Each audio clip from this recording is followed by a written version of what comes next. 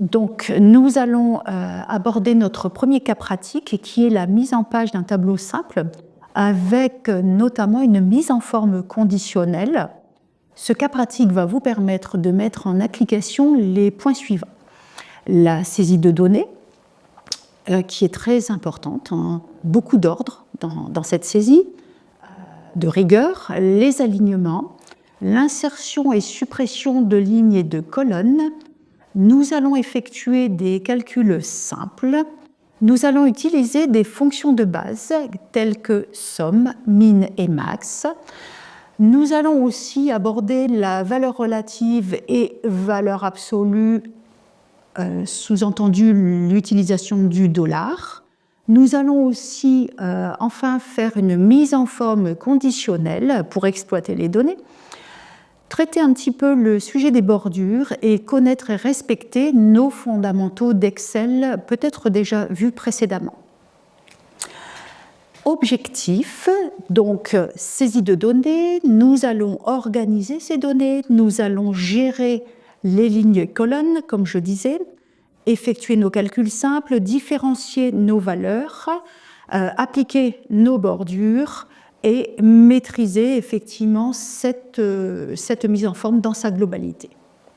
Tel que nous l'avons sur notre écran, nous avons effectué la saisie de données sans nous préoccuper, je dirais, de la mise en forme. C'est toujours entre les calculs, les mises en forme, les couleurs, bordures et autres, c'est toujours un petit peu plus tard et vers la fin. Cette saisie de données, comme je le disais précédemment, est très importante. Vous devez absolument, en haut de chaque colonne, avoir un titre de colonne, puisque nous allons un petit peu plus loin poser des filtres. Donc j'ai ici référence, nous avons notre N-3, N-2, N-1, donc avec les références d'appareils, là notamment, et les valeurs. Les valeurs, vous remarquez qu'elles ne sont pas mises en forme du tout. Vous avez ici, nous avons fait un petit peu exprès, nous avons un titre et nous avons une cellule, des cellules qui sont fusionnées, je reviendrai là-dessus. On le voit aussi à partir du ruban. Vous voyez que en fait, ces cellules ont été fusionnées. Je vous montrerai comment retirer cette fusion et la remettre en place. Voilà. Donc, les rappels étant faits, faites très attention, cette saisie n'est pas des moindres. Nous allons passer au premier travail qui consiste à pouvoir insérer des lignes et des colonnes. Donc, en cas d'insertion de lignes, nous constatons ici dans cet exemple que le titre est un petit peu trop collé avec le titre principal, avec les titres de colonnes. Donc, je viens dans la marge de gauche me placer sur le chiffre. Vous avez votre petit curseur qui se transforme en une petite flèche noire. Là, je fais un petit clic tout simple et à partir de l'onglet Accueil sur notre ruban, nous allons vers la droite, ici, voir dans le petit bloc cellule, ici, bloc cellule, insérer, et nous allons choisir insérer des lignes dans la feuille. Si je clique, Excel comprend qu'effectivement, il faut bouger la totalité de mes données. Nous aurions pu aussi, deuxième autre méthode, si je reclique, nous aurions pu effectuer sur le chiffre un petit clic droit et donc demander à insérer. D'accord ? Donc, nous passons aussi par le ruban pour bien le connaître et le maîtriser. Je vous disais à l'instant que nous avions en haut, on remarque cette cellule un peu particulière qui est une donc, cellule fusionnée.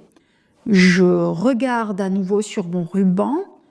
Ici, à partir de mon onglet Accueil, toujours, vous remarquez donc dans ce bloc alignement, fusionner centré, si je clique sur la petite flèche, non pas sur l'icône, mais sur la petite flèche à droite, vous avez ce fusionner centré qui est actif. Si je clique sur Annuler fusionner, l'on voit la saisie qui a été faite réellement, c'est-à-dire que analyse statistique a été effectuée dans la cellule A1. Afin de remettre en place cette fusion, hein, pour vous montrer ce qui avait été fait à l'origine. Je vais cliquer sur la 1, je laisse le clic gauche enfoncé, je vais sélectionner de A jusqu'à D. Et là, je reviens sur ma fusion de cellules et je clique sur fusionner centré. Voilà. Donc, c'est comme cela que ça avait été obtenu. Notre travail suivant va consister aussi, nous avons inséré donc une ligne et nous pouvons aussi travailler sur des hauteurs de ligne. Donc là, en fait, nous remarquons à un moment donné, si je veux mettre en valeur mon titre, lorsque je suis dans ma colonne de gauche, gauche toute sur les chiffres, lorsque nous avions la petite flèche en noir, lorsque nous avons donc ce petit tiret noir et ces deux flèches qui vont en haut en bas, si je fais un clic gauche, je vois des valeurs apparaître de hauteur de ligne et je peux cliquer glisser. Si je lâche, vous allez constater qu'effectivement nous avons fait un travail un petit peu aléatoire, mais nous avons travaillé sur notre hauteur de ligne. Là aussi, j'aurais pu faire un petit clic droit et donc aller sur hauteur de ligne. Nous verrons régulièrement 1, 2, voire 3 méthodes. D'accord ? Le titre tel qu'il est ici, alors je vous le montre de suite, mais il est vrai que nous avons toujours à partir de cet onglet accueil, ces mises en forme se vont souvent à la fin puisqu'on fait une multisélection. Mais là, je peux aussi demander il est centré, vous voyez, il y a centré horizontal et vertical. Donc si je demande ici un petit centrage, là, effectivement, ce centrage se fera automatiquement en fonction de ma hauteur de ligne. Donc, tout cela, effectivement, pour mettre en valeur vos données. D'accord ? Donc, nous avons possibilité, vous voyez, je ne suis pas obligée, là, je peux faire des clics droits, je peux le travailler à la main. Vous avez, je le rappelle, pour votre repère, si vous cliquez, vous travaillez le fait de cliquer, vous avez hauteur 43,90, rien qu'à part un petit clic gauche. Voilà. Alors, lorsque je parle de bloc, vous avez ici, vous voyez en dessous, vous avez ce que l'on appelle un bloc, je le rappelle vite fait, mais le bloc police alignement. Donc là, pour l'instant, nous sommes allés effectivement visiter le bloc cellules. Nous avons parlé d'insérer effectivement des lignes et donc là, notamment format. J'aurais pu effectivement, en étant sur ma ligne 1, partir sur une hauteur de ligne et là, vous pouvez répondre à des impératifs de ligne si on vous impose, je ne sais pas, 40, une valeur de 40. À ce moment-là, vous en faites la saisie et vous validez. Voilà. Donc, dans notre correction, là, nous avons un petit peu anticipé sur la partie numéro 3, qui était ce travail de fusion. Nous venons de parler donc d'insertion de lignes, mais il est aussi important de pouvoir insérer des colonnes. En cas d'insertion de colonnes, vous faites la même opération, c'est-à-dire que je clique sur la lettre, cette fois-ci la lettre B, et là je peux refaire mon clic droit et voir donc insérer. Vous voyez, je vous le fais en deuxième version. Vous avez aussi une petite aide, vous pouvez revenir en arrière si vous voulez annuler avec ici cette petite flèche qui se trouve dans notre barre d'accès rapide ou votre petit CTRL Z au clavier. D'accord ? Vous pouvez donc faire la petite opération inverse pour établir votre tableau. Voilà. Donc, ces petites manipulations, n'hésitez pas dans votre saisie de données à rester groupées. Évitez des lignes vides ici, par exemple entre un total et des données. Les lignes vides sont souvent synonymes d'erreur, c'est-à-dire qu'on ne sait pas, il peut y avoir une saisie d'une donnée en noir, en blanc, on ne la voit pas et ça peut se glisser au sein du tableau. Ça a aussi un rapport, j'en profite sur ce tableau simple, lorsque nous aurons un cas pratique sur les tableaux croisés dynamiques, pas de ligne vide. Voilà. Nous continuons. Nos cellules sont fusionnées, nous avons fait un petit peu de disposition de données. Je vous avais donc précédemment dit, les mises en forme se font, on attend un petit peu, mais se font de façon un petit peu plus collective. Nous allons dans notre cas pratique les faire un petit peu avant d'avoir fait les calculs, c'est-à-dire un total, des sommes, des moyennes, pour vous montrer un petit peu l'intérêt de la chose. Donc, lorsque je vais sélectionner les données et leur appliquer un format monétaire. Alors, dans notre énoncé, nous avons peut-être 100 décimales avec décimales, nous allons le voir. Sélection de données, vous avez donc, je prends la première valeur de mon tableau, un clic et glisser de diagonale pour tout sélectionner. Sinon, vous avez deuxième méthode aussi. Je suis sur ma première cellule, je maintiens la touche Shift, vous savez, en dessous de la majuscule, la petite flèche qui va vers le haut, main gauche. Cette touche Shift, je la maintiens enfoncée, je clique sur la dernière valeur, et là, mes données, d'où l'intérêt de les avoir groupées, sont sélectionnées. Donc nous allons, ce que j'appelle aussi, faire un travail un petit peu collectif et gagner du temps, plutôt que de les faire au détail. Là, je vais donc, à partir de l'onglet Accueil et sur mon ruban, et cliquer sur les formats. Alors, vous avez la possibilité, ce format de rester, on était sur du standard, de cliquer sur la petite flèche, donc de choisir le monétaire par ce biais-là, ou sinon de retrouver un petit raccourci. Vous voyez ici ce format qu'on appelle aussi comptabilité. Si je clique dessus, il va s'appliquer pour toutes mes données. Donc, j'ai fait cette première opération, et là, on nous demande, par exemple, de retirer les 2 décimales. Donc là, vous testez souvent, on ne se rappelle pas toujours. Donc, je clique sur ici, augmenter la décimale ou réduire. Donc là, il me suffit effectivement de faire ce travail collectif et de retirer mes décimales. Je désélectionne mon tableau. Donc, vous voyez qu'il n'est pas nécessaire de les faire colonne par colonne et en individuel. Voilà. Dans notre cas pratique, nous avons maintenant besoin de passer, nous allons répondre aux demandes de notre énoncé, qui nous demandait donc d'effectuer des calculs. Donc, la première chose, c'est ici, en bas de tableau, on nous demande de faire un total. Donc, nous allons nous placer sur la dernière ligne. Alors, certaines personnes, souvent, on se dit, je vais faire du égal, et puis je vais faire cette cellule plus, vous voyez, plus, ici, plus une autre. Alors, attendez, j'y vais, voilà, plus celle qui est ici. Dans notre cas, nous n'allons pas faire une par une. Donc, je reprends. Et c'est là où nous allons apprendre à nous servir. Donc, le égal, une cellule plus une autre, correspond à des formules très simples. Et nous allons commencer à découvrir, nous, les premières fonctions. Alors, à partir du ruban toujours accueil, et ici, suite au bloc cellule, nous sommes dans le bloc édition. Et nous allons donc découvrir les premières fonctions de base. Donc les fonctions simples aussi. Alors, je rappelle aussi, et pour bien mémoriser, je me place toujours dans la cellule qui va recevoir le résultat. Je suis bien en bas de colonne, je suis bien placée.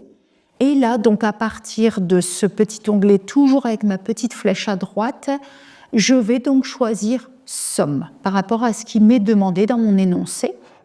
Excel comprend qu'en fait, il doit effectuer la somme. Je lis la formule telle qu'elle est là. Si je l'interprète sous forme de phrasé, il va nous faire une addition de la cellule B4 jusqu'à, c'est ce que signifient mes 2 points, ça veut dire jusqu'à la B10. D'accord ? Alors, nous allons en faire la démonstration pour bien comprendre. Là, pour terminer notre formule, je fais entrer, je valide, je suis d'accord avec lui.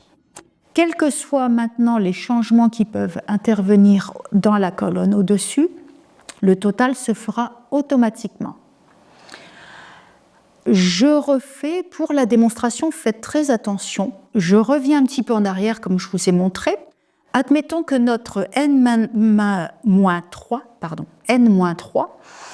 soit une année, donc admettons l'année 2023. Voyons comment Excel va se comporter maintenant. Je me mets sur la ligne du bas, comme tout à l'heure du résultat. Je refais ici une petite somme et Excel comprend qu'en fait, il a une valeur supplémentaire à prendre en compte. Restez toujours vigilant dans le côté automatique. Donc là, c'est à moi de refaire ma sélection. Je ne refais pas mon tableau, je ne cherche pas à faire, je pourrais très bien faire une ligne intermédiaire vide. Donc là, je reclique sur la valeur et je refais moi la sélection, donc de la B4 à la B10 et je fais entrer. Voilà. Donc je reviens là, vous voyez, je reviens un petit peu en arrière, je remets, j'ai refait ma petite flèche ou CTRL-Z 2 fois. Je reviens un petit peu en arrière et donc notre travail, c'est de dire je suis en bas, j'ai bien ma somme auto, je valide. Il faut bien avoir dans l'esprit qu'Excel est fait pour travailler. Je fais le travail toujours pour une colonne et ensuite je peux répliquer pour les suivantes.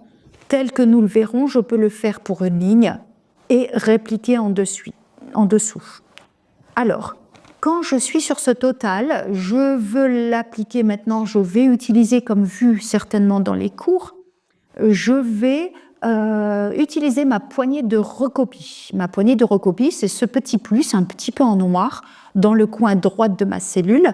Je laisse clic gauche enfoncé et je vais vers la droite pour mes deux autres colonnes. Excel comprend, nous allons le voir.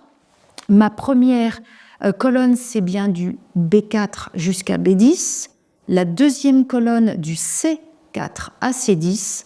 Et la troisième, du D4 à D10. Donc lui, effectivement, Excel nous a fait le travail.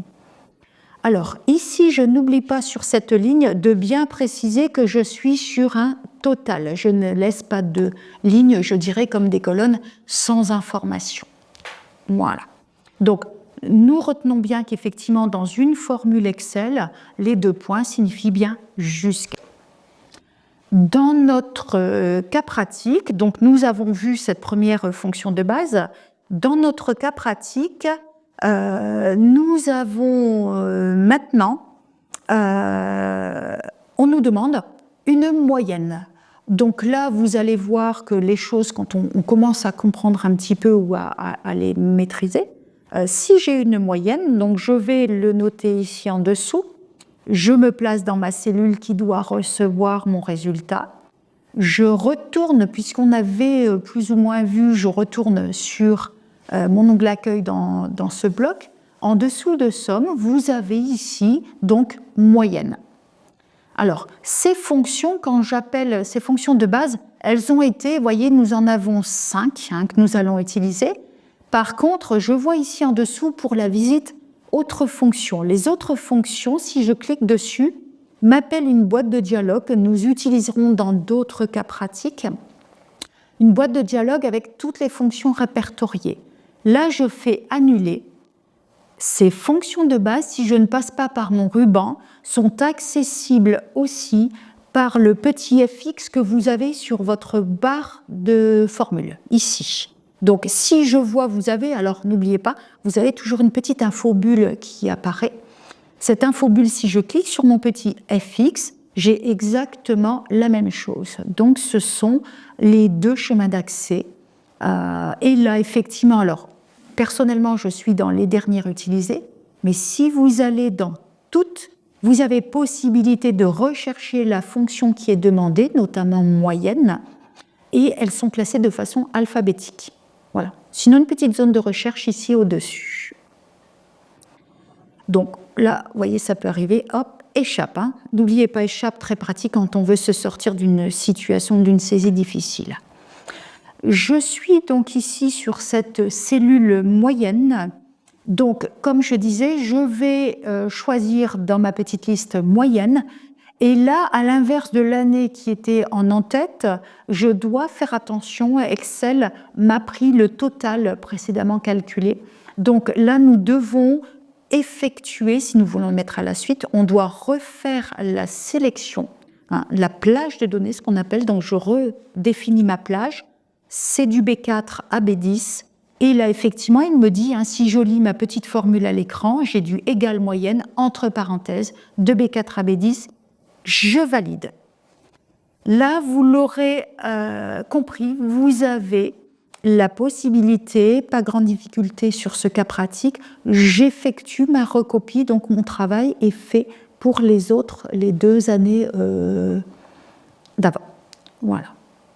Alors, là, je le fais, hein, nous allons le voir ensemble, nous allons le faire non pas plus rapidement, mais nous souhaitons savoir, hein, dans notre énoncé, il nous est demandé donc de mettre en évidence le chiffre d'affaires minimum. Donc Excel en est capable. Je note d'abord ici mon chiffre d'affaires minimum, hein, voilà, pour savoir où je vais. Et donc, nous avons, à l'aide de ces premières fonctions, la possibilité de demander à Excel d'aller chercher dans les valeurs qui se trouvent là au-dessus, hein, pas sans le total, attention, donc d'aller nous rechercher la valeur la plus petite. Je me place dans ma cellule qui reçoit mon résultat, je retourne sur ma fonction de base, et là, donc, pour notre visite, toujours, nous allons choisir la fonction min. Min, lui, encore une fois, me dit, c'est un petit peu comme si je disais dans quoi Excel doit fouiller, c'est-à-dire toujours pareil, quelles sont les données qu'il doit aller vérifier pour en extraire le minimum. Donc j'effectue ma sélection, je reste attentive, de B4 à B10, et là, je valide. Donc, instantanément, si je vérifie, Excel me dit, voilà, j'ai du 11 290, je n'ai pas besoin d'aller chercher, et très rapidement, on va faire le test, hein, souvent, n'hésitez pas à le faire. Ce 11 290, si je le remplace à la saisie par, 2000 €, si je fais ça, lui va non seulement recalculer la moyenne qui se trouvait au-dessus, mais me dire qu'effectivement, le minimum est devenu 2000. D'accord ? Je reviens un petit peu en arrière. N'hésitez pas, hein, quand vous avez un travail, faites une petite manipulation des données pour voir si vos calculs, tout bouge en fait, hein, si ça fonctionne bien. Faire un petit test. Je fais ma recopie de formule vers la droite. Voilà. La même opération nous est demandée, hein, vous vous doutez un petit peu, là on commence à prendre, je dirais, le coup. Nous avons CA, et là on nous demande d'extraire le CA maximum. Donc ce chiffre d'affaires maximum, je reprends, je me place dans la cellule qui va recevoir ce résultat, je vais chercher ma fonction max, et là, je refais ma sélection. Pour information, cette sélection, vous voyez que je fais, hein, pour notre apprentissage, nous refaisons à chaque fois cette sélection. Il y a des moyens plus rapides, c'est certain, pour utiliser toujours ces mêmes données, mais ça intervient un petit peu plus loin. Voilà, donc personnellement, je refais cette sélection, je demande le max. Il me le donne, 19 560, et je recopie ici vers la droite. Voilà. Alors, quel que soit le nombre de colonnes que vous ayez sur la droite, cette recopie se fait très aisément, je dirais, hein, très facilement. Voilà.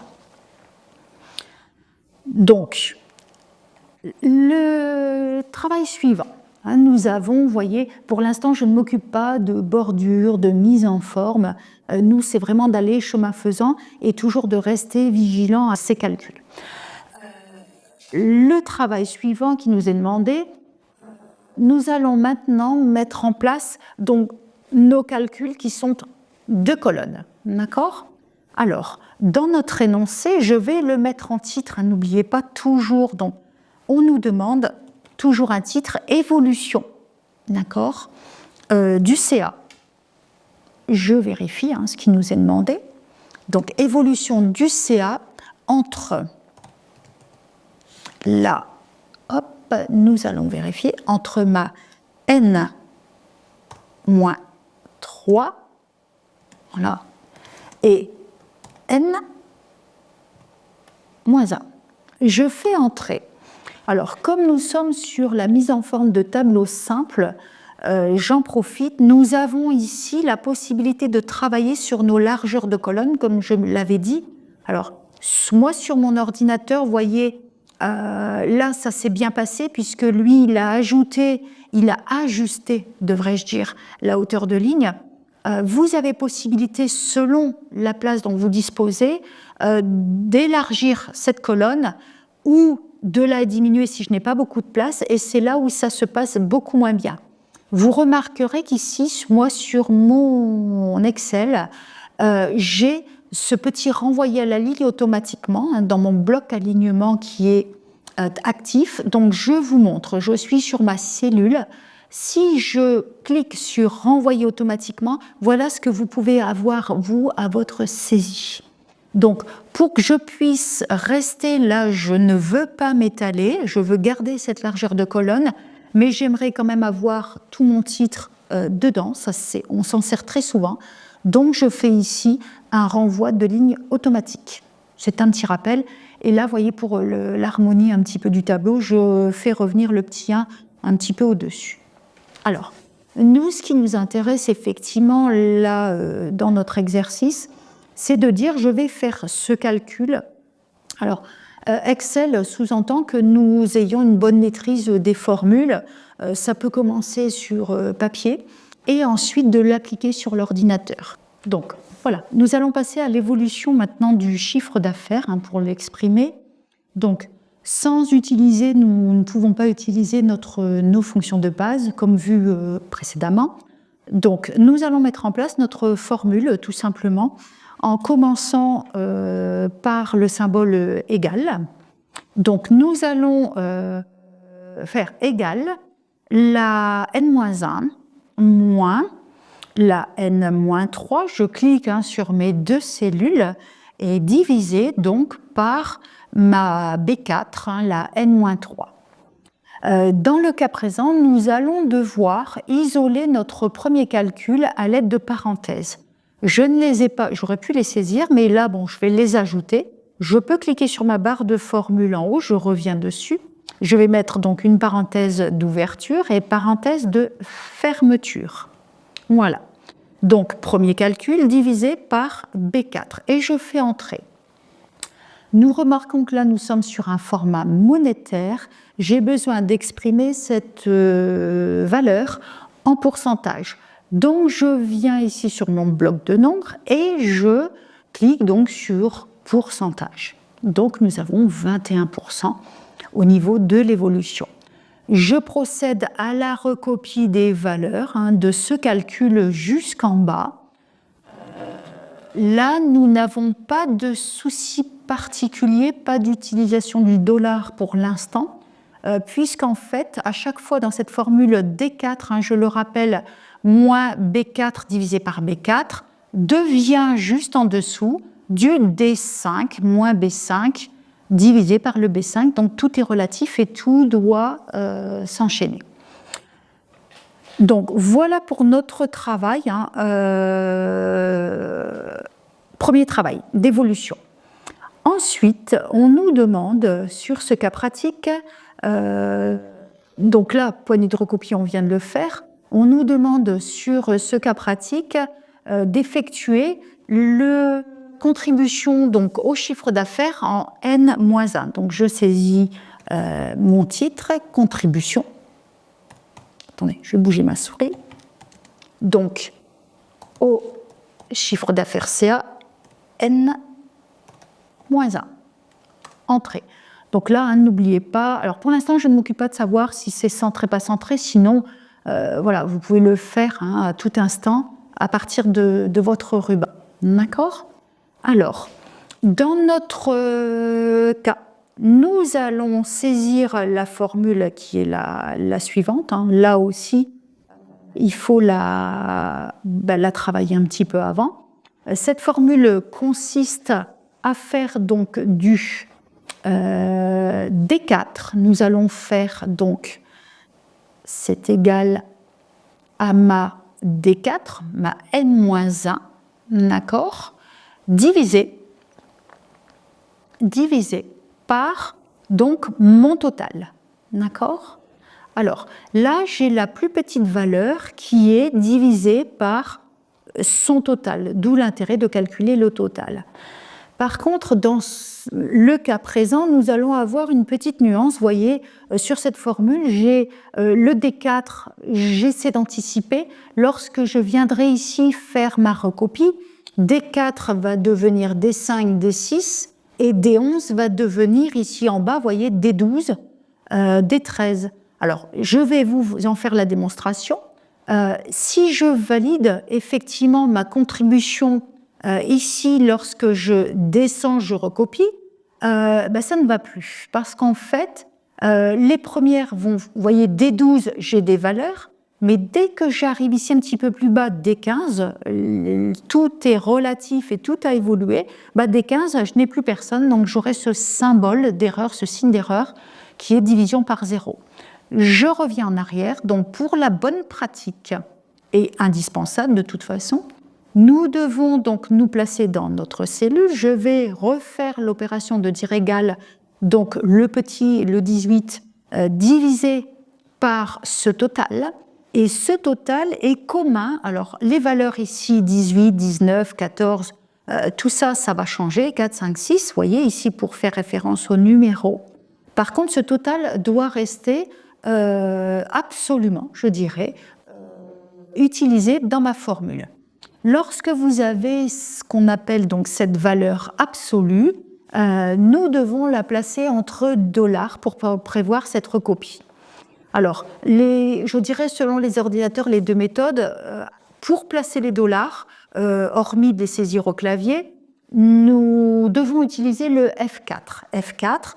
Par contre, moi qui suis, on peut être sur Mac ou certains autres ordinateurs, vous avez à main gauche la petite touche FN en bas, hein, à gauche tout du clavier, FN et F4. Les F4, ce sont les touches, les F, qui sont tout en haut de votre clavier. Donc je maintiens FN appuyé et F4, ce qui a pour résultat de placer un $ avant la lettre et un $ avant le chiffre.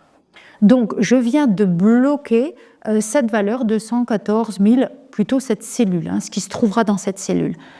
Donc, à partir de ce moment-là, je fais ma touche entrée.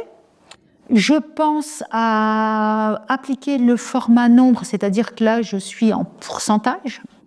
Et seulement à partir de ce moment-là, j'effectue une recopie vers le bas. Et là, on se rend compte que cette fois-ci, ça fonctionne. Je suis donc avec ma D4 divisée par ma D11. Je suis avec une D5 divisée par la D11, puisque celle-ci, j'ai pensé à la mettre entre $. Si vous n'y pensez pas, hein, faire F4, à ce moment-là, vous pouvez très bien, comme je disais avant, revenir sur cette barre de formule et venir les saisir ou vous placer devant la lettre et faire F4 à ce moment-là. Voilà. Donc, nous avons répondu aux questions qui nous étaient posées. Vous voyez qu'un petit tableau simple, on peut calculer notre évolution. On pourrait ajouter autant de colonnes et de lignes de calcul. Donc, nous allons passer maintenant un petit peu à un peu de mise en forme. Hein. D'accord ? Donc, ici, vous avez... nous allons ici nous placer au début de notre tableau, vous voyez, dans la première cellule qui est, pour ma part en tout cas, A3. Et là, donc, puisque c'est du simple, hein, on verra plus tard les mises en forme de tableau automatiques, vous avez ici dans le bloc police, onglet accueil bloc police, vous avez ces bordures, hein, cette petite flèche, et Donc là, si je le fais, je n'ai pas pensé à sélectionner. Si je fais toutes les bordures, je n'ai qu'une cellule qui sera avec des bordures. Donc, sur un tableau simple, je dois bien penser à sélectionner toutes mes données. Et à partir de ça, ou en recliquant dessus, je vais faire toutes les bordures. Voilà ce que ça donne. Parfois, vous travaillez, et dans notre exemple, vous voyez ce tableau, on a l'impression qu'il est sur une feuille blanche. C'est une petite parenthèse, je dirais. Nous avons par défaut sur Excel des lignes qui apparaissent grisées et les bordures. Et lorsque vous faites un peu de mise en forme, n'hésitez pas à utiliser le CTRL-P comme print, CTRL-P, ce qui a pour but de nous lancer avant impression un petit aperçu et de voir le travail où il en est au niveau de notre présentation. Donc là, même chose au niveau d'impression, je suis sur un mode portrait, on ne m'a pas demandé pour l'instant de rien de particulier, mais je pourrais ici quand même rétablir et me mettre en paysage si j'avais d'autres colonnes qui se présentent. Je reviens un petit peu en arrière, donc n'hésitez pas à utiliser ce petit CTRL-P pour voir où vous en êtes, et vous remarquez, donc je vous le refais, vous remarquez que là, vous n'avez pas les lignes grisées. Donc vraiment les bordures que vous venez de mettre en place, vous. Voilà. Parfois, vous verrez sur votre écran, vous avez aussi ces petites lignes grisées. À partir de l'onglet Affichage, quand je suis sur, plus tard, Affichage, vous avez parfois ici, partie centrale affichée, si je décoche les quadrillages, vous aurez le même effet qu'en aperçu, c'est-à-dire que vous n'avez plus de guide pour vos feuilles Excel. Je recoche quadrillage, c'était une petite parenthèse, je dirais, au niveau d'une mise en forme ou de travail. Je me replace sur mon onglet Accueil. D'accord ? Alors, cette mise en valeur maintenant, vous voyez que nous avions les données un peu brutes de pomme, comme je dirais. Nous avons effectué les calculs qui étaient demandés, un petit peu de bordure. Et maintenant, il est temps d'interroger un petit peu. Si on fait un tableau, souvent, on peut l'interroger. Et dans un premier temps, c'est la mise en forme conditionnelle qui peut nous aider à cela. Voilà. Donc, cette mise en forme conditionnelle, nous allons prendre pour exemple les valeurs. Là, je vais sélectionner. Alors, cette mise en forme demande une sélection auparavant pour qu'elle s'applique sur ces données. Donc, je vais sélectionner, on me demande, là, dans notre exercice, dans notre cas pratique, je sélectionne les données de l'évolution chiffre d'affaires N-3, N-1. D'accord ? À partir donc là de mon onglet Accueil et dans le bloc des styles, vous avez donc le premier icône qui s'appelle Mise en forme conditionnelle. Et là, donc, toute une liste de possibilités, je dirais. Donc, les règles, là pour le visuel, règles de mise en surbrillance. Vous avez des supérieurs, inférieurs, donc selon ce qui nous est demandé. Nous pouvons déterminer des valeurs les plus hautes, les plus basses, et autres, des barres de données. Dans notre cas à nous, ce qui nous est demandé, je vérifie, on nous demande que la surbrillance, de choisir et de mettre une couleur rouge, rose, pour toutes les valeurs qui sont inférieures à 0. Donc, je vais sur cette mise en forme, vous vous doutez, choisir donc là les valeurs inférieures à. J'ai une petite boîte de dialogue et même cette boîte de dialogue, vous voyez, je peux la déplacer. Si j'avais eu ça, par exemple, à l'écran, je la déplace un petit peu. Et là, c'est à moi de fixer, selon l'énoncé ce qui m'a été demandé. Donc, je peux demander ici si je mets 0 et je vois un résultat qui s'affiche. Là, au niveau des couleurs, je n'ai rien à changer. J'ai un remplissage rouge clair, rouge foncé, vous voyez, pour les valeurs. Je vais le laisser. Si nous devions choisir une autre couleur, il faudrait dans ce cas aller visiter format personnalisé. Et là, donc avec un remplissage qui peut être défini autre.